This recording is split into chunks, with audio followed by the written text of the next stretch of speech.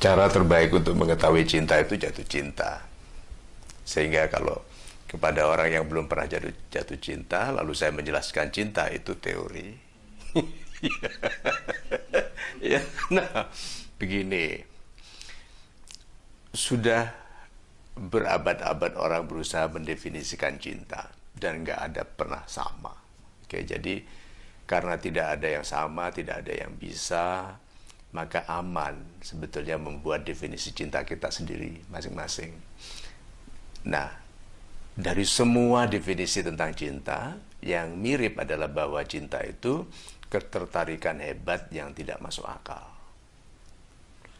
Ketertarikan hebat yang tidak masuk akal itu karena di dalam ketertarikan itu orang yang sedang merasakan cinta itu mengabaikan semua norma, peraturan, ketentuan yang telah selama ini dipelajarinya sebelum dia jatuh cinta. Jadi orang gampang berbicara tentang saya tidak membutuhkan cinta. Ah, cinta itu untuk apa? Yang penting itu karir dulu, yang penting studi dulu. Itu karena dia belum jatuh cinta. Nah, kalau mau setelah jatuh cinta atau di dalam perasaan cinta itu dia berlaku baik, tidak boleh sombong sebelum jatuh cinta. Tidak boleh menghina, menafikan, menyepelekan cinta sebelum jatuh cinta. Karena orang-orang yang sombong sebelum jatuh cinta diberikan pelajaran yang pantas bagi orang sombong saat jatuh cinta. Itu kan bukan hanya cinta, siapapun yang sombong akan dididik. Itu misalnya saja, aku tidak butuh uang. Waktu dia punya uang akan kelihatan sekali dia akan sering kehilangan uang, sering tertipu, sehingga dia tidak boleh lagi sombong. Nah, sama dengan orang yang belum jatuh cinta lalu menyombongi cinta. Orang yang sebetulnya galau tapi dia bilang zaman sekian kok masih galau gitu. Itu sombong akan digalaukan segera. Nah, jadi pelajaran terbaik untuk tetap berlaku baik di dalam perasaan hebat yang tidak masuk akal yang namanya cinta ini adalah pengertian yang baik sebelum jatuh cinta. Karena setelah jatuh cinta itu seperti free fall, seperti jatuh, seperti semuanya sudah tidak bisa dipakai lagi kecuali kemuliaan diri. Orang yang mengerti bahwa dirinya harus mulia itu akan tetap terjaga di dalam perasaan cinta yang tidak masuk akal itu. Seperti misalnya seorang wanita yang baik memang akan menuntut perhatian tapi tidak akan menjadikan dirinya pengemis perhatian. Jadi pengemis berarti kan kemuliaan diri gitu. Seperti oh itu mendekati zina. Kalau mendekati zina tidak hanya dalam jatuh cinta, dimanapun bisa gitu. Sehingga sebetulnya adalah orangnya yang jatuh cinta itu penting sekali. Nah, tidak ada yang bisa menyiapkan kita untuk cinta karena cinta itu selalu datangnya mendadak dan tidak bisa diduga di tempat yang tidak bisa kita rencanakan. Waktu kita merencanakan jatuh cinta misalnya, nanti ya jam 5, 5:15 saya mau jatuh cinta gitu. Nggak mungkin, gitu nggak mungkin. Nah, tapi itu terjadi secara alamiah. Jadi kita itu harus menjadi pribadi yang siap ditemukan oleh cinta. Masalahnya cinta itu juga menguji. Belum tentu cinta yang datang itu adalah cinta yang final. Cinta yang datang pertama itu cinta yang mengenalkan kita dulu kepada diri kita sendiri. Orang yang jatuh cinta itu lebih tahu dirinya, tentang dirinya daripada yang dijatuh cintainya. Karena dia jadi tahu, wah aku bisa tahan melek nih sampai malam, gitu kan? Tahan, telingaku ini tahan panasnya telepon gitu berjam-jam gitu. Jadi orang banyak tahu tentang dirinya, keindahan dirinya setelah jatuh cinta. Kemudian setelah patah hati, jatuh cinta lagi, patah hati, jatuh cinta lagi, orang akan mulai mengerti. Oh, cinta itu jalannya seperti ini. Kalau kayu itu, serat-seratnya seperti ini. Gitu. Nah, sudah mengerti, lalu tidak lagi menggunakan cinta sebagai alasan untuk merusak segala sesuatu, tapi menggunakan cinta sebagai tenaga untuk melewati jalur-jalur serat-serat yang akan menjadikan kita orang hebat. Nah, itu semua bagi yang belum jatuh cinta, teori. Setelah jatuh cinta, lupa. Itu sebabnya dekat dengan orang tua, dekat dengan penasehat, dekat dengan guru, selalu mengingatkan diri tentang kebaikan. Kan refleks gitu. Dalam bela diri, refleks itu penting sekali. Untuk ngeblok, untuk memukul itu refleks. Sama dengan dalam kehidupan. Orang yang tidak punya refleks yang baik terhadap pengaruh buruk, waktu cinta, jatuh cinta, buruk sekali. Tapi kalau refleksnya baik, justru di dalam cinta itu dia tahu, ini yang palsu, ini tidak, ini yang harus aku follow up, ini yang harus aku tinggalkan. Itu.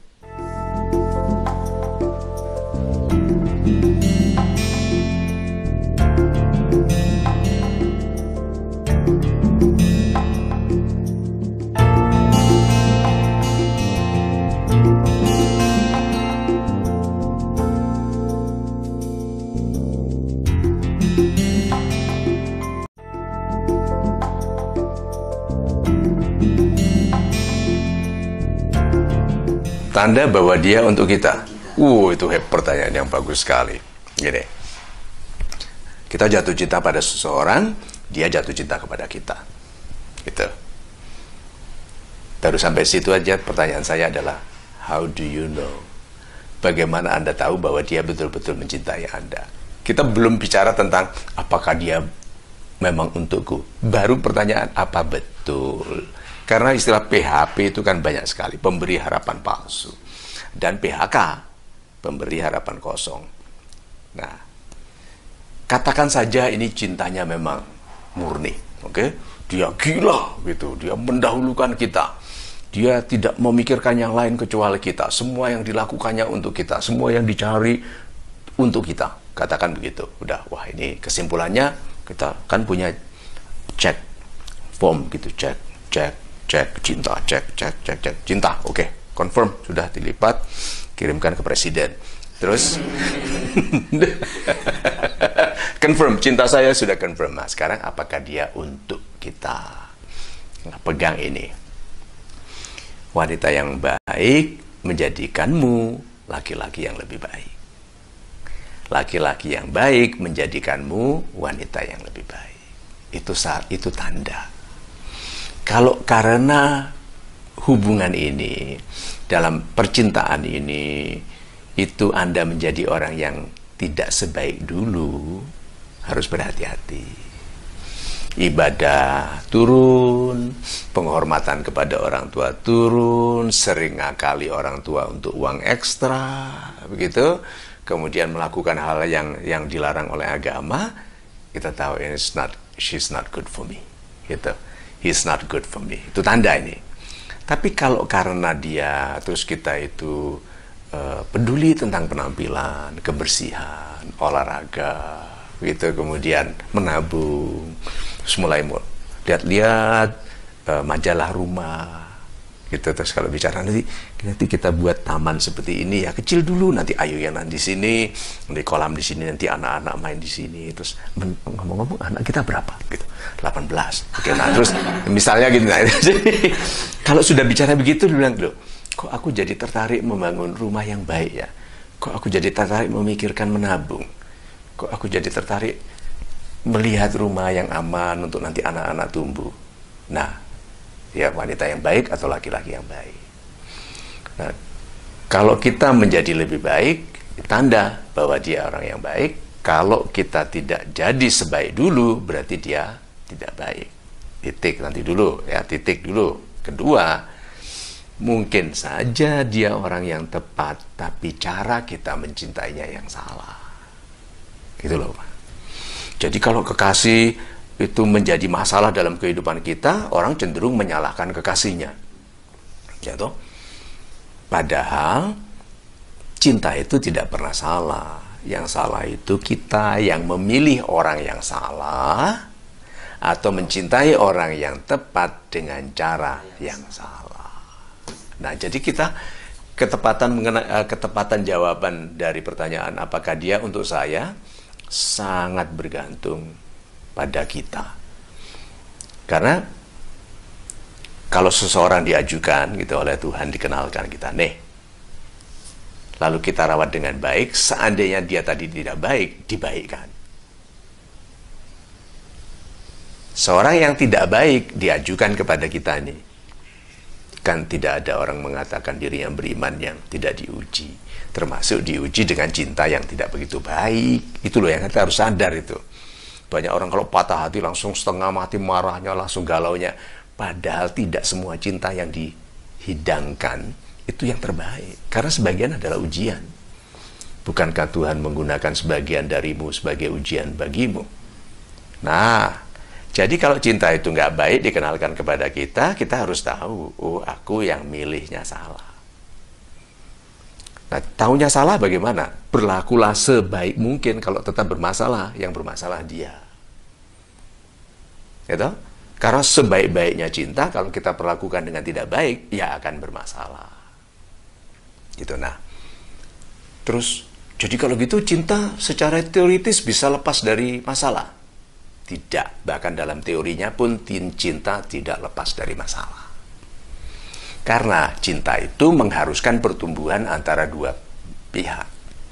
Laki-laki dan wanita. Tidak bisa laki-lakinya hebat sampai menjadi gubernur Bank Indonesia. Istrinya masih semuda, setidak dewasa dulu waktu pertama kali kenal. Atau wanitanya anggun menjadi direktur utama Pertamina. Suaminya tetap males, tetap cari gratisan, menunggu pesta dekat rumah kos gitu kan, supaya bisa makan gratis di pesta itu. Nggak pantas. Nah, karena mengharuskan pertumbuhan dari keduanya, jadi memang akan ada masalah.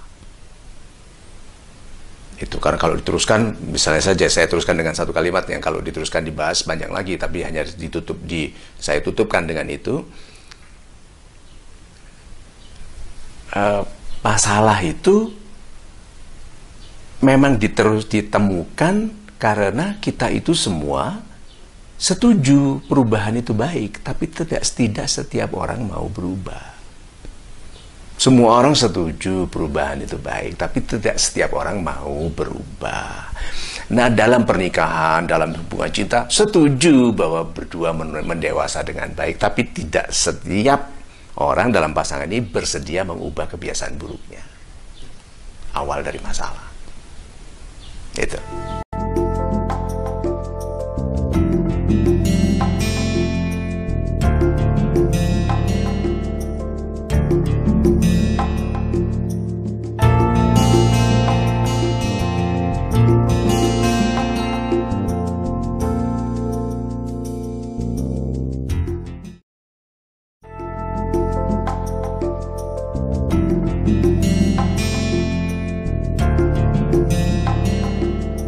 Kalau kita sering bertengkar gitu, apakah itu tanda bahwa kita salah pilih kekasih atau pasangan hidup,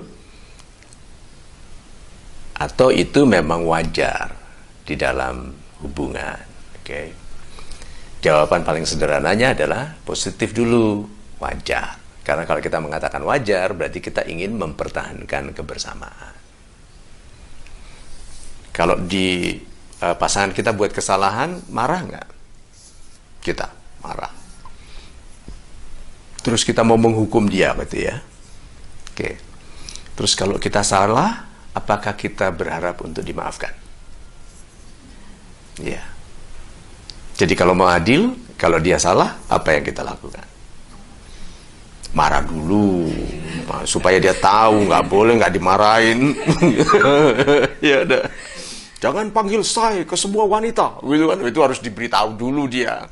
Nah, setelah marahnya lega, kira-kira 40 hari, 40 malam, ya jangan selama itu, kasihan dia. Terus mulai dimaafkan. Mungkin kita agak gengsi, nggak mau maafkan, tapi sudah mulai nyiapin kopi. Gitu kan, berarti ya sudah mulai memaafkan. Laki-laki biasanya lebih sehat kalau sudah melihat wanitanya mulai menyiapkan minuman atau makanan. Berarti sudah normal lagi.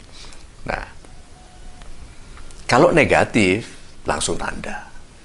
Maka itu sebabnya wanita muda dalam pernikahan cenderung ke arah negatif dengan terus minta berpisah, gitu, marah, ngancam cerai, gitu kan?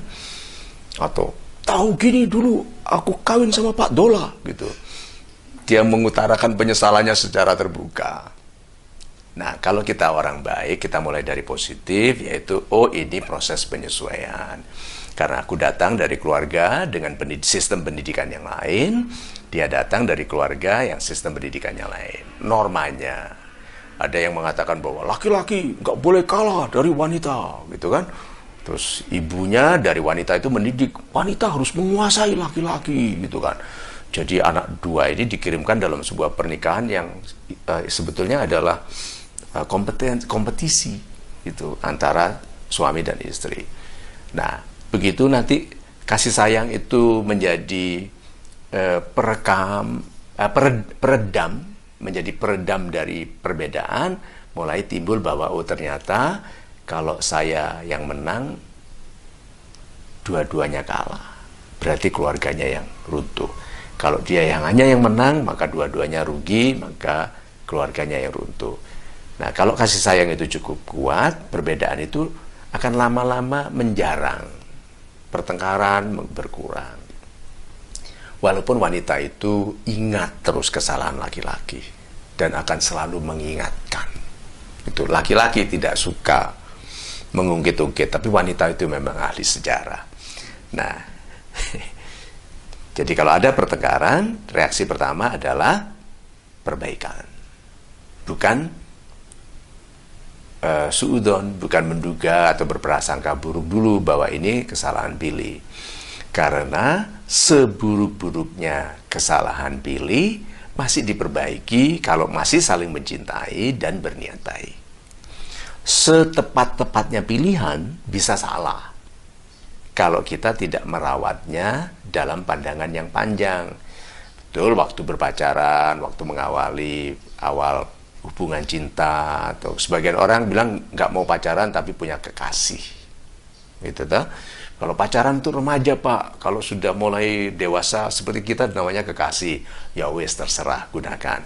Nah, di dalam awal masa itu kita harus menyiapkan diri dengan sebaik-baiknya niat. Jadi niat saya adalah bersatu bersama. Nah, di dalam awal hubungan cinta itu kalau duduk kan berhadapan-hadapan gitu. Waktu masih dalam masa pendekatan, pacaran, ta'aruf, atau berkekasih atau apapun istilahnya, masih enak dilihat. Tapi setelah menikah itu mulai kelihatan nih, kok hidungnya agak miring ya, matanya kok gitu kan, sudah mulai. Jadi gampang bertengkar kalau mereka berhadapan-hadapan terus. Lama-lama kalau makan malam itu suaminya ngelihat, terus istri yang lihat, terus istrinya bilang apa lihat-lihat gitu kan. Nah, ternyata keluarga yang rukun itu lebih melihat ke masa depan, bukan melihat ke satu sama lain. Jadi kalau pertengkaran itu akan kurang kalau dua-duanya melihat ke nanti kita cari rumah di mana ya, nanti sekolahnya anak-anak di mana ya. Gitu, daripada masih bicara tadi keramas pakai apa gitu, rambutnya kok baunya seperti oli Sai 40 misalnya begitu. Bercandanya begitu. Tapi masalah-masalah tadi akan kurang kalau kita sudah tidak lagi melihat satu sama lain bertugas membahagiakan. Kan kita menuntut dibahagiakan. Begitu bertengkar, loh kok kamu nggak membahagiakan aku, gitu loh.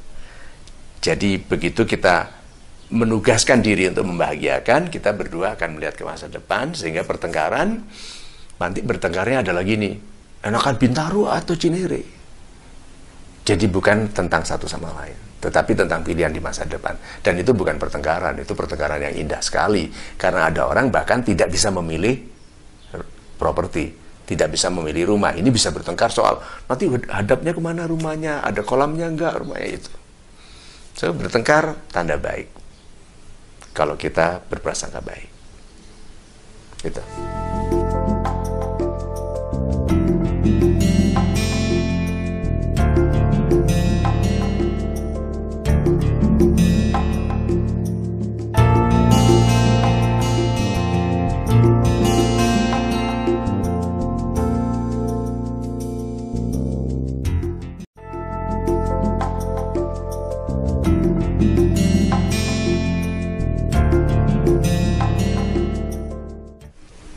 Kenapa wanita yang mengabaikan kita, yang ngacuhin gitu kan, istilahnya anak muda, kok lebih menarik daripada yang ngereken kita, yang merhatikan kita?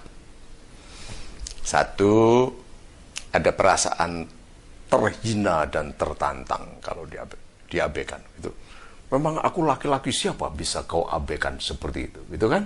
Nah, maka dia berusaha untuk mendapatkan perhatian atau bahkan memenangkannya.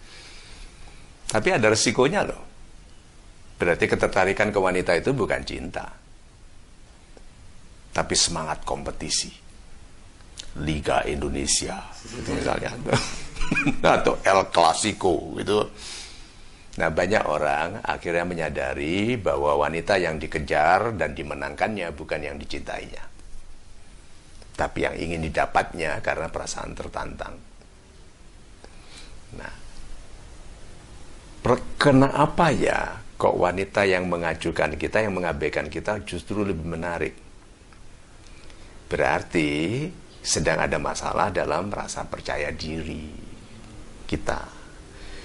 Kalau ada rasa percaya diri yang baik, orang yang mengabaikan kita, kita lihat udah, you yang rugi. Itu orang sebaik saya kok diabaikan.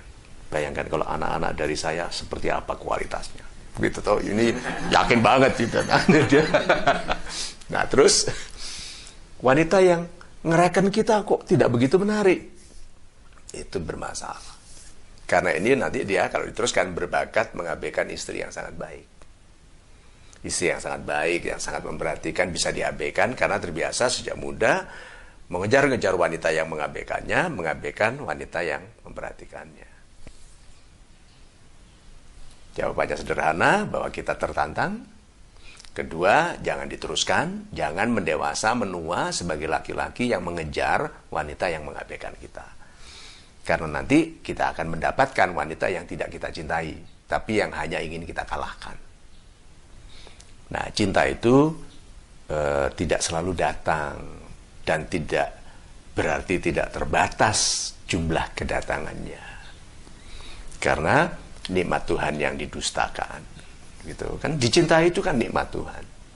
Ada wanita memperhatikan kita itu nikmat Tuhan, terus didustakan, gitu. Oh, gampang.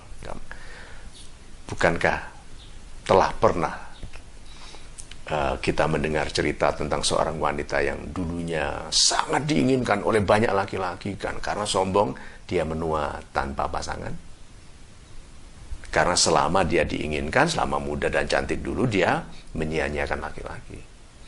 Itu bukan karena reputasinya di kalangan laki-laki saja bahwa dia wanita tidak baik, tetapi memang orang-orang yang mendustakan nikmat Tuhan diberi pelajaran dari tidak adanya nikmat. Orang yang mendustakan uang untuk foya-foya membiayai maksiat akan dididik dengan keadaan di mana dia tidak punya uang. Sama dengan orang yang mengabaikan, yang menafikan, menyepelekan atau mendustakan cinta, dia akan dididik di dalam keadaan dia tanpa cinta. Nah, jangan sampai kita itu dididik untuk menghargai cinta pada waktu kita sudah tua, teman-teman kita, anak-anaknya datang waktu pulang kampung lebaran sama cucu-cucu, lalu kita diam sendiri menua dengan dendam kepada dirinya sendiri, yang mendustakan semua calon istri yang bisa kita nikahi dulu, atau semua laki-laki baik yang bisa sebetulnya kita nikahi sebagai suami dulu. Jadi cool saja kalau ada orang mengabaikan kita, fokus kepada orang-orang baik yang memperhatikan kita. Itu.